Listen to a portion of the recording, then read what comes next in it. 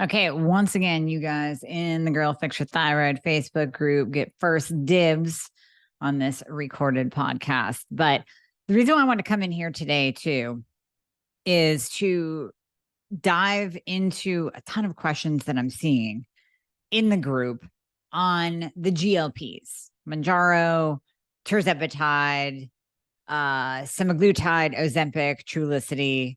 They go by many names, but the peptide names are the tirzepatide and the semaglutide. And that's what we're going to dive into today: the good, the bad, the ugly, the pros, the cons. So when my podcast producer is going through this, cut that beginning part out because that's just from a girl group here. So now we're actually going to start it, right? All right. So today we're talking about the GLPs because I hear your questions. I see your questions. Should I do a GLP-1? Now, wait, what is a GLP? Glucagon-like peptide. And I have multiple podcasts on this, 2, 3 different ones, but I think it's important for us to break down what exactly GLPs do and what they're intended for. Now, the GLPs originally came out for type 2 diabetics. So one of the first ones was Trulicity. And when it came out, I mean, it had such promise as being a powerhouse to lower glucose.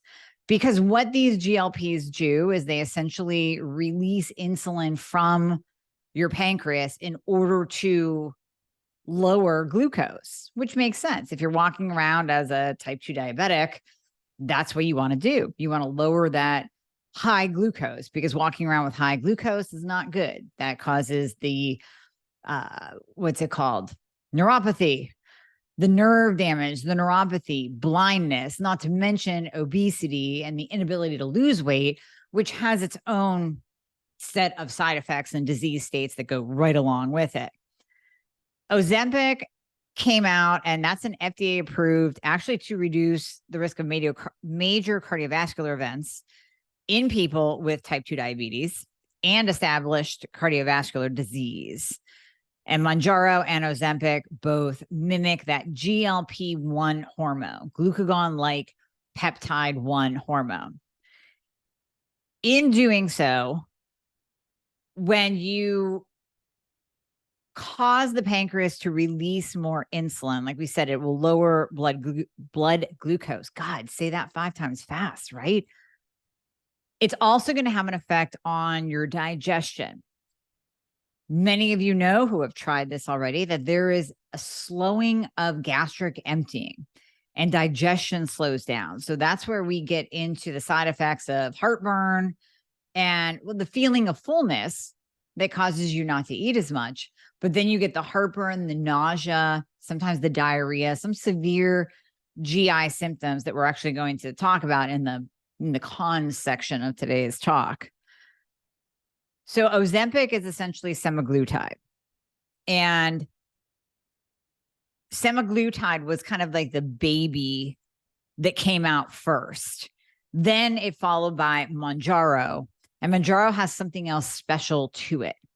Mounjaro actually has an effect that makes it more effective because it's working on the GLP-1 and GIP-1 pathway.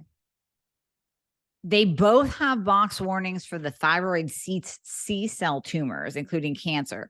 Now, what we found when this first came out was that it was only indicated or only a warning for thyroid cancer in those who have already had metastatic thyroid disease.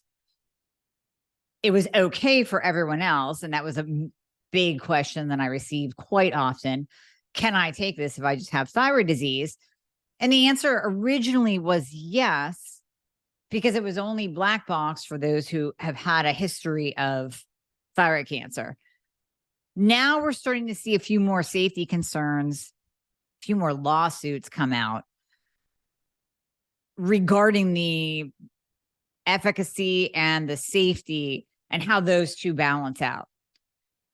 Let's stay on the pros though first before we get to the cons. I don't want to give you too many of the cons and have you shut down right away, right? When we're looking at Mounjaro, Ozempic, price tag is a big one.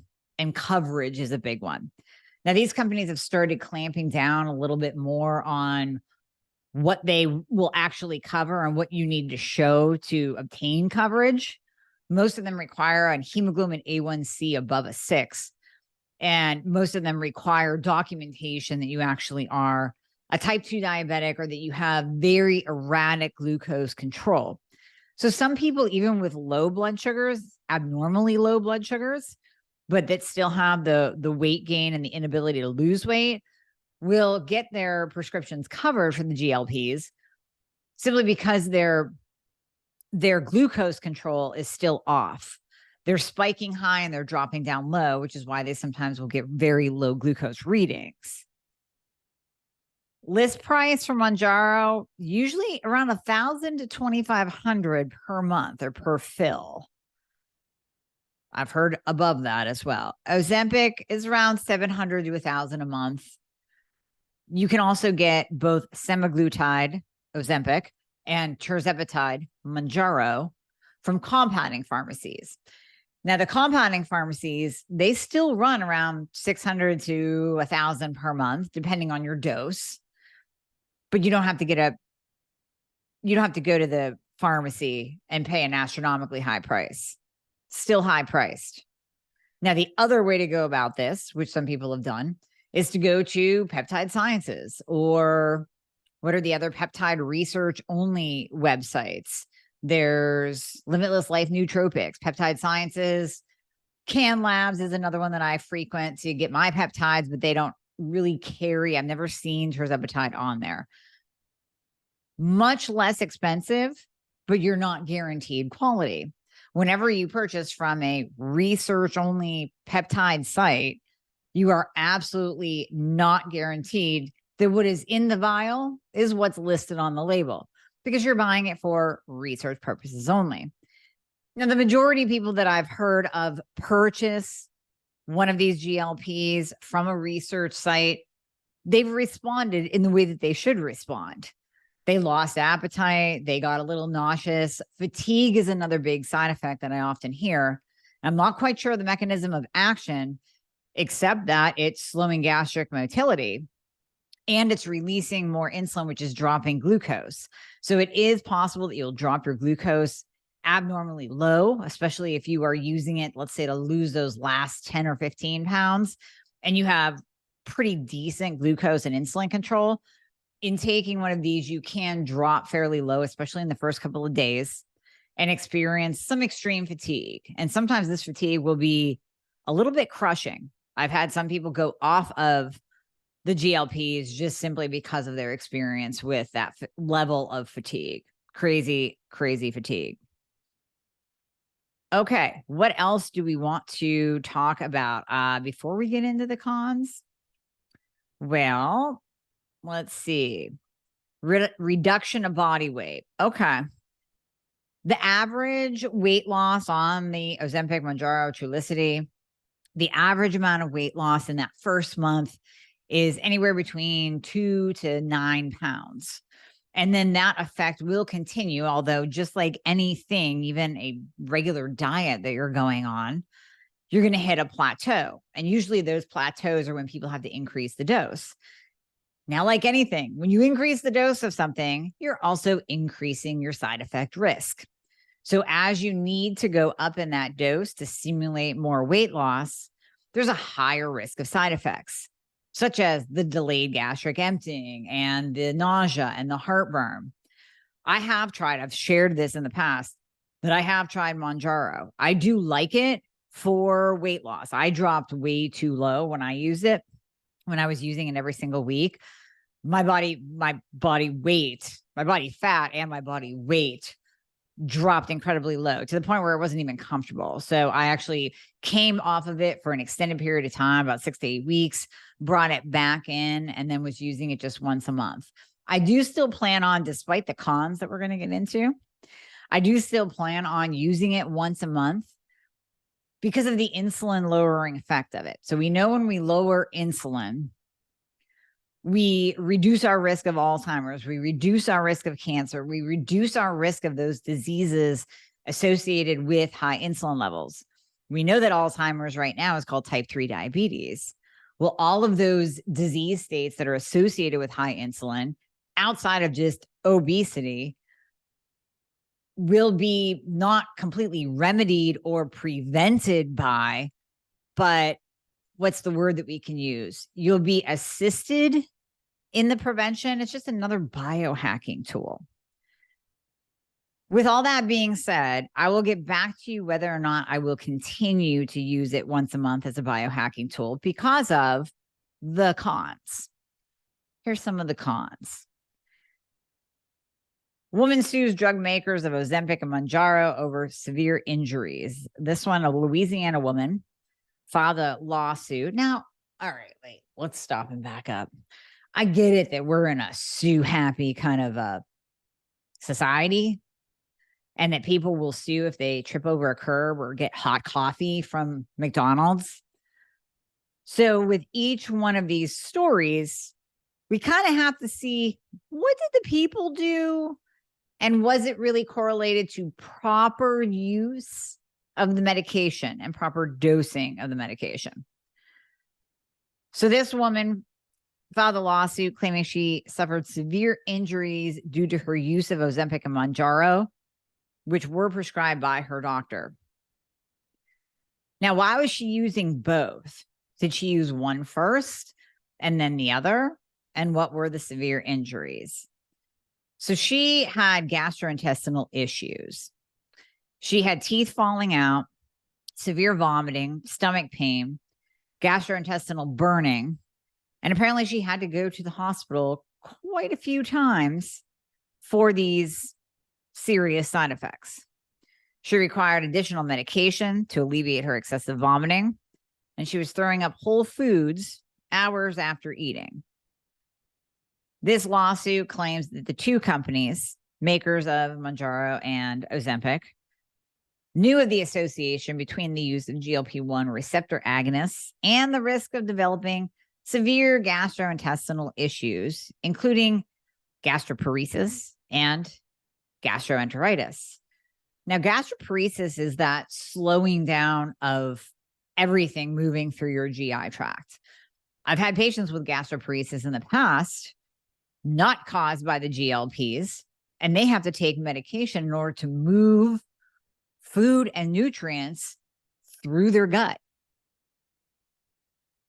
Vomiting, abdominal pain, they're both actually listed as possible adverse events on the prescribing information for Ozempic and Mounjaro. But that gastroparesis or stomach paralysis is pretty severe and is not one that you want to have last long term. You will experience it if you use these drugs for at least a couple days out of that first week of use. Well, after every injection, not just the first week, after every consecutive injection, you will have those blocked of days where you're not hungry. So you say, oh, wow, well, that's awesome. Yeah, it's awesome.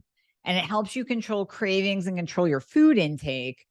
But it's not awesome if you develop gastroparesis, because then you're looking at nutrient malabsorption and you're looking at food basically laying in your stomach, not being processed and not being moved along. So then when the scale goes up because you have 10 pounds of waste in your GI tract, don't be alarmed. It's not that the drug isn't working. It's working. You're just holding on to all your food. Gastroenteritis, inflammation of the GI tract, also possibly reversible, possibly not reversible. Wegovy is another GLP, very, very similar. It's also semaglutide. And we have to look at the liraglutide, which was one of the first ones too. Now, I said that, what did I say? Trulicity was one of the first ones. I think Wegovy is actually one of the first ever tides. It was liraglutide, and that worked by mimicking a hormone that naturally is made by the body, GLP-1, that slows the passage of food through the stomach, helps people feel full longer. The downside of Wegovy is that people had to use it more often. So this was a daily injection instead of a once a week injection.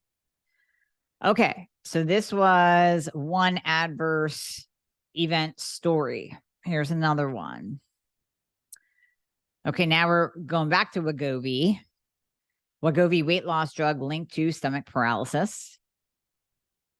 We have where was that other one that I saw?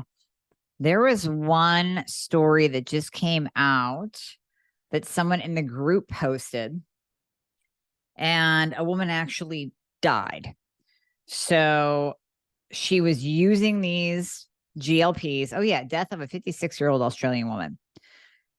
Trish Webster, a 56-year-old Australian woman, reportedly died after using Ozempic along with Saxenda, which I did not mention yet, another prescription injection for weight loss. She lost about 33 pounds over 5 months, which is about right for these drugs. I wouldn't say that that's an abnormal amount of weight to lose over the course of 5 months, but experienced adverse effects that reportedly took a toll on her health. Her husband found her unconscious with a brown discharge coming out of her mouth. The cause of death was determined to be gastrointestinal illness. That's a little crazy. I haven't heard of a death yet, but I have heard of these severe side effects.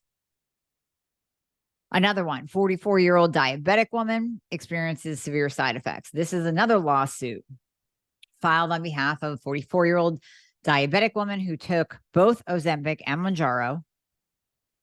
Oh, no, this is the one that lost her teeth. That's right. So this is the Louisiana woman, delayed gastric emptying. Yeah, why was she on both of them? I don't know. I can't find the answer in any of the stories. So that's another one you have to kind of pull back and go, was she taking both at the same time? Because that's not a good idea. Hopefully she started one and then followed with the other. Many people will start on Ozempic and then move to Mounjaro because Mounjaro is reported to have less side effects than Ozempic and Wegovy and Trulicity. So we're kind of separating out the semaglutide over here. Semaglutide is your Ozempic, Trulicity. And over here we have tirzepatide, which is Mounjaro.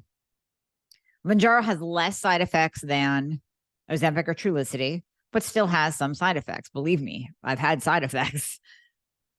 When I started reintroducing my Mounjaro, and I shared this on the podcast I did with Betty Murray, I had severe heartburn that would last for about 3 days, to the point where if I ate anything really within 6 to 7 hours of eating, because of that slowed, delayed gastric emptying, it really took that long of a period of time for everything to calm down and for my food to be digested. So it wasn't just laying there creating acid reflux all night long.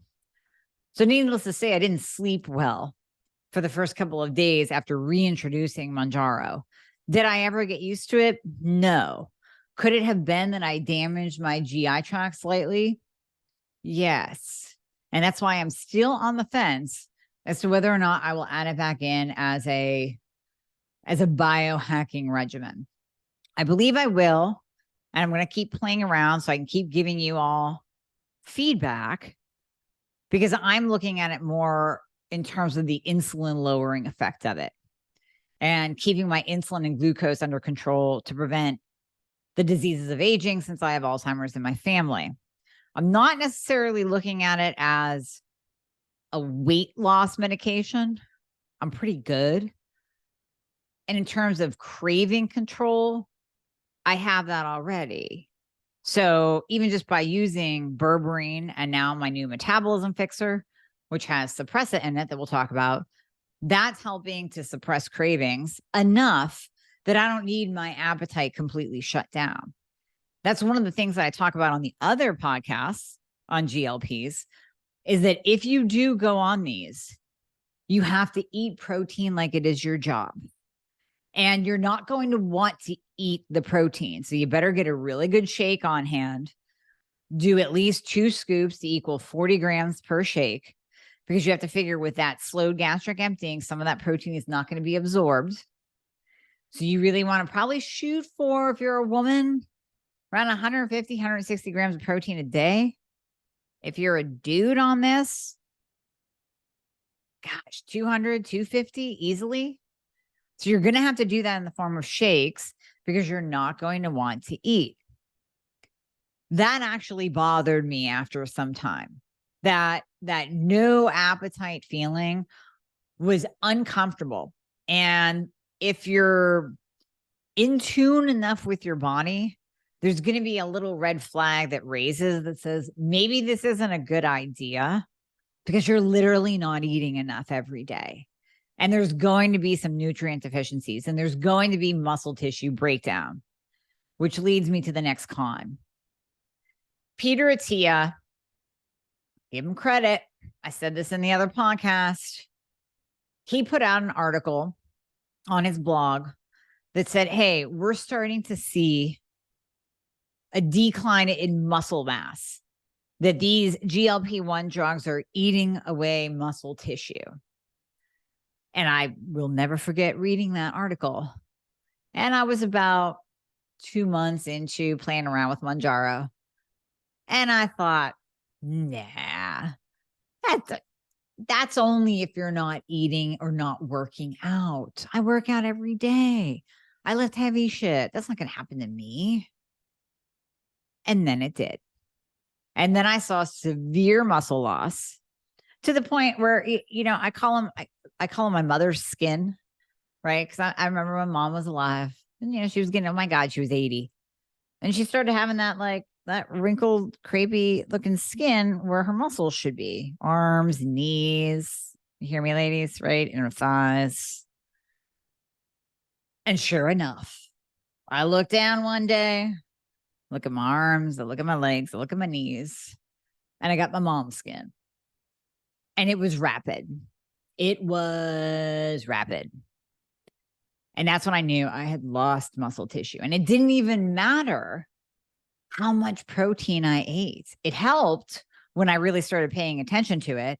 And like I said in the past episodes, I wish someone had told me in the very, very, very beginning to literally consume probably around 100 grams of protein in shakes per day, because you're only going to get in 20 to 50 grams in your meals simply because of the decreased appetite. But anybody can drink a shake.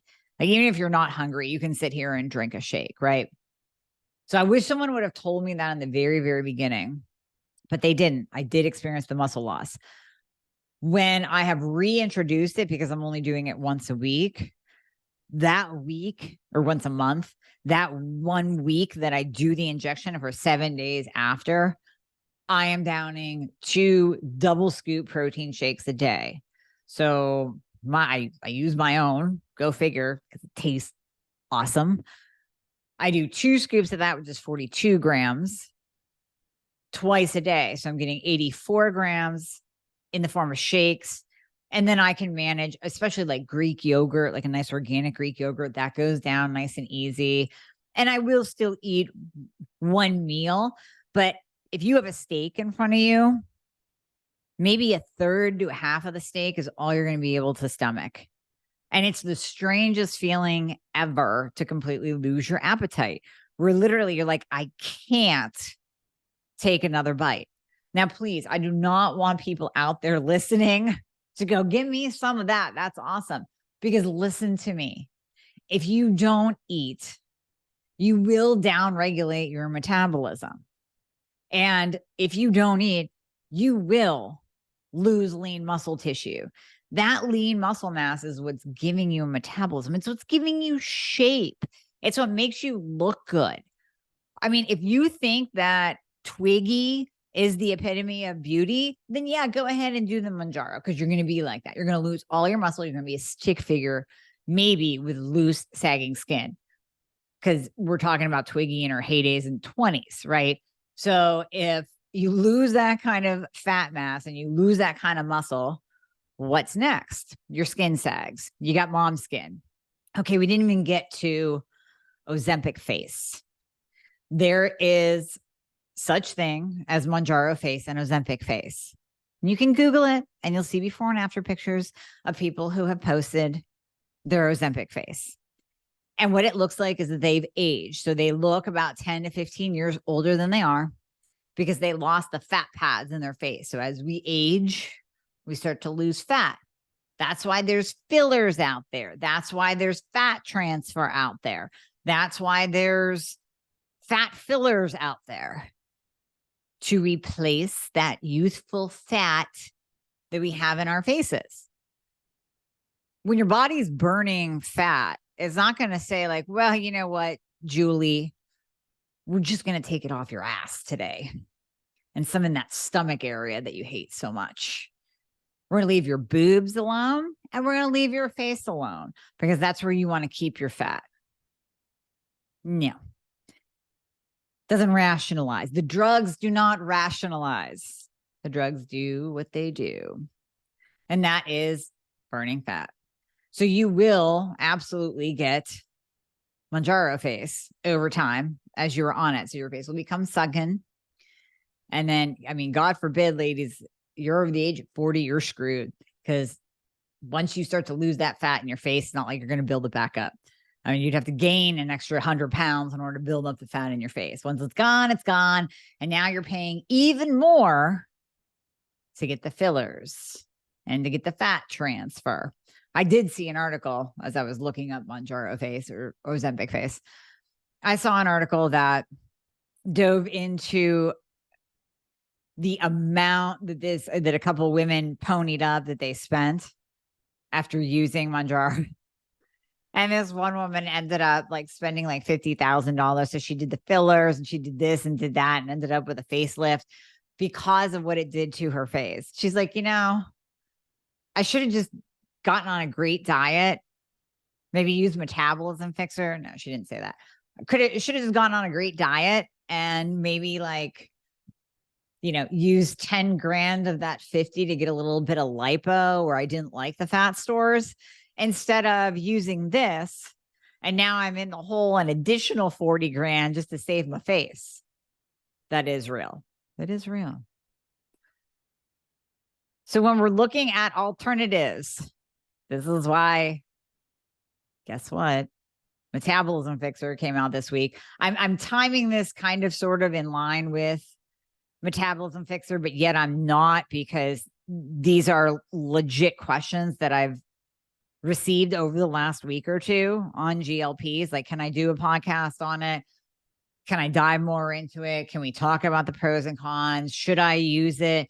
Should I use it if I only have 10 or 15 pounds to use? So that's why I wanted to bring you this, lay everything out on the table. I'm not telling you, I'm going to Andrew Huberman this, just like he does on the alcohol podcast. I'm going to Andrew Huberman it. I'm not telling you to use it or not use it. I am giving you all of the information for you to make the best decision for yourself. And money definitely comes into play. So we already went over the cost of these peptides, whether you get them from research facilities as a prescription, you're looking at $1,000 to $2,500 a month, or even from compounding pharmacies, probably around like $600 to $1,000 a month. Versus maybe over here, we optimize your thyroid, you clean up the shit that you're putting into your mouth, and you use something like, if you have an issue with cravings and hunger, then you use something like Metabolism Fixer with suppressant in it to suppress your appetite. Or if you are a type 2 diabetic, now we're over here, and you have 20 plus pounds to lose, or you have 15 to 20 pounds to lose and you've done everything, and you are stuck. Or you busted your ass and lost 60 pounds and now those last 15 are not coming off no matter what you do. Then I am okay with you adding in one of these GLPs to push the needle, just to move the needle. You add it in, you move that needle, your body starts to shed the weight, you keep your diet under control, and then you can come off of it and maintain, hopefully without the major side effects. Now, like I said earlier, I'm going to say it again. We're just going to keep circling back around so I can drive this point home and get it into your head. Those side effects are not just from an increased dose. They are not just from long-term use. There are people that use it one time, one shot, and report pretty severe side effects. Now, are you going to lose your teeth after one shot? No. But may you vomit for a couple of days? Yeah. I've also heard from people, listen, I can't do this and take this because I can't be down and out for 2 days. The nausea, the weakness, the fatigue, I can't function for a few days after I use this. That's not acceptable. It's not acceptable to my life and my lifestyle, my work, my family, my kids. So there are people that experience the side effects right off the bat. And then there are people that don't experience the severe side effects like gastroparesis, loss of teeth, or multiple trips to the hospital until they're using this for a while. So come to the table of your decision, well-informed, price, side effects, commitment, alternatives, and then how are you going to eat afterwards? So I lovingly call these, and you'll hear me say this all the time, the Beverly Hills Soccer Mom drug of choice for weight loss. Because when they first came out, every woman in Beverly Hills ran out, every woman everywhere, ran out and had their doctor prescribe it because there was a coupon. And that coupon got people hooked. Just like back in the days of OxyContin, that coupon got people addicted. $25 for a month. Sure, here's a script. Now you're using it and you're thinking, I can actually eat like 2 pieces of pizza a day and I don't gain weight. And I'm losing weight so quickly that I can eat like garbage and not change a thing about my eating habits. And I'll still fit into my size 4 pants. The problem is that no one changed their eating habits. And that is why we have the weight gain, the weight regain. Big question I get from you all. What about when I come off of it? What's going to happen? Well, if you don't change your eating, it is entirely possible and probable that you will put that weight back on. So you lost 20, 20 is coming back on, and maybe then some. Because here's the other thing.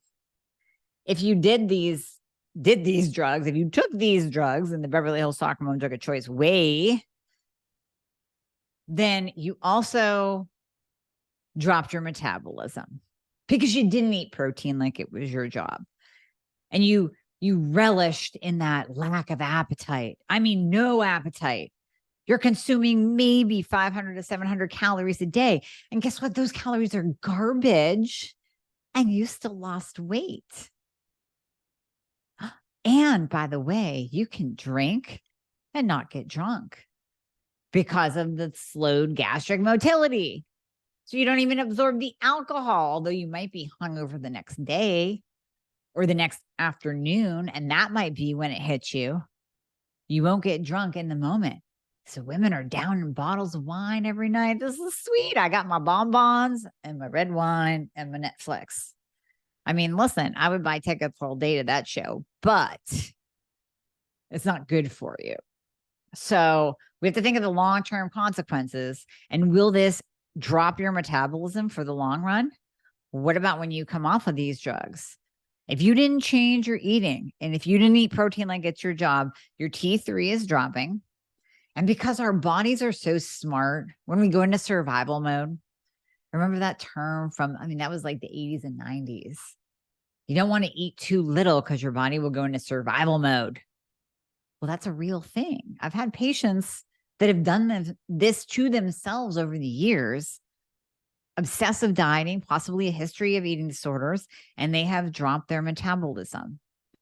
And it takes a long time to rebuild that fire, a long time for the metabolism to spring back. And it sucks in the meantime because you've healed your eating disorder. You've addressed the issues. You're eating so well again. You have a personalized nutrition plan right in front of you. And you can't lose weight because you dropped your metabolism. So in going on any of these GLPs, if you're using them for weight loss, you have to go in fully informed. Again, the costs, the side effect, eat protein link at your job, possibly cycle on and off of them. I mean, lift heavy shit. I didn't say that, but I don't think it needs to be said, or does it need to be said? You better be lifting heavy too. You better have your testosterone optimized to keep your muscle mass. Because if your testosterone isn't optimized, ladies and gentlemen, you will lose muscle like nobody's business. I mean, my testosterone was actually optimized and I still got my mom's skin from muscle loss. Now, like I said, I believe that was because I didn't eat enough protein. Nobody told me to down protein like it was my job, but I'm telling you that so you can go in well informed. Just a little bit on Suppressa if you want to use this as an alt. There's actually scientific studies on this bad boy, which is why I put it in Metabolism Fixer. So you have 69% decreased hunger. Studies show that Suppressa can help dieters. I hate that term, dieters. How about people? Be less hungry compared to placebo subjects. 65% reduced sugar cravings. So reduction in sugar cravings. Clinical studies show that Suppressa starts giving people the power to control cravings starting within 2 weeks. So you really have to be on it for 2 weeks to start getting that increase in willpower. It is natural. It is safe, side effect free, zero side effects. Clinically studied, it is patented, it is kosher and non-GMO, just in case you wondered about those two things. Absolutely included in weight management programs, especially for those who are kind of prone to snacking, prone to those sugar cravings, prone to overeating in general. This study was conducted with 60 healthy, only slightly overweight women. So these are my peeps out there, 10 to 15 pounds, maybe 10 to 20 pounds, 5 to 20 pounds. That's it. That's all you need to lose. Who were between 25 and 45 years old. Suppressa intake over 8 weeks resulted in significantly greater body weight reduction than the placebo group. Decreased snacking by 55%. Decrease in appetite was 69%. No reports of side effects. And compliance was excellent and easy breezy. So that's always an alternative. But the main focus of this is the GLP1s. That's what I wanted to go over with you today. The good, the bad, the ugly, the pros, the cons. Listen, there's a lot of pros. Mounjaro, tirzepatide was just, I guess, given the stamp of approval by the FDA to be used in the treatment of obesity. And we have issues with obesity in this country. So me really laying out these pros and cons are more for all y'all out there. Again, I'm going to put a cap. I'm going to put a cap on the 50-pound weight loss. I think you can lose 50 pounds through diet changes, optimization of your thyroid, optimization of your testosterone, insulin control, maybe by the use of berberine, inositol, Suppressa, carbohydrate reduction, which will also decrease your weight and your sugar cravings. So can it be done under 50 pounds? Yes. If you are truly obese or diagnosed morbidly obese and you have heart disease and you have type 2 diabetes and you cannot get the weight off, then these GLP-1s are miracles. And I've seen them do miracles in my patients. You can see I'm really not taking a side here. Not really. I have photos. Oh, girl, you know who you are out there, right? You sent me a photo that blew my mind. You know what? I'm going to have to text you and ask you if I can use it. Blew my mind because I know when you started and I know you were on the big struggle bus and your A1C was through the roof and your insulin was through the roof and you were busy. And we did all the things, and you lost. And then you added in the GLPs. What'd you lose? 100 pounds, maybe? I have seen it work miracles in people, absolute miracles. And in this battle of obesity that we have created ourselves in this country with a standard American diet, with fast food out the wazoo, with busy lifestyles, with excess cortisol, with grab and go foods that are basically Franken foods that have totally wrecked our endocrine system, we have a problem. We did it to ourselves, but we do have a problem. And cleaning up the diet and eating clean foods is one step and absolutely can be done. But sometimes we need to go one step further to save people who need to lose 100 or 200 pounds or 75 pounds or 85 pounds to save their life and to improve their health and to take that strain off of their bones and their joints. Because carrying around an extra 100 pounds, if I strapped 100 pounds on you right now, you would be in such pain by the end of the day and your joints would start to wear out in a week. So excess weight is a detriment to the human body. We have to figure out what's our best way to go about it. What's the best choice? How do we really tackle this? I'll give you another story before I let you go. My best friend, she kind of wasn't deciding on the Mounjaro train. I wanted her on it because I know her long ass struggle with battling weight, her busy schedule with trying to eat well, her travel schedule with trying to eat well. And it was tough. She had a family history of thyroid. We already took care of that. Family history of some hypoglycemia and uncontrolled diabetes there. Now, A1C looked good. Insulin looked good. Her glucose was even low. But this was it. Mounjaro came in. Now she is down, I don't know, 25, 30 maybe? Not quite sure. I saw the before and after the other day. She looks amazing. But she has control over her appetite now. And now when she starts to come off of it or space out the schedule, which we're starting to do already, now she's doing the once every 2 weeks, and then we'll go to once every 3 weeks, and then maybe once a month. She now has that control. And now that she's gone through many weeks of it, she knows here's what I take with me on my car rides. I'm not going to stop at the gas station and pick up a bag of Cheetos to eat on the drive home, the long drive home.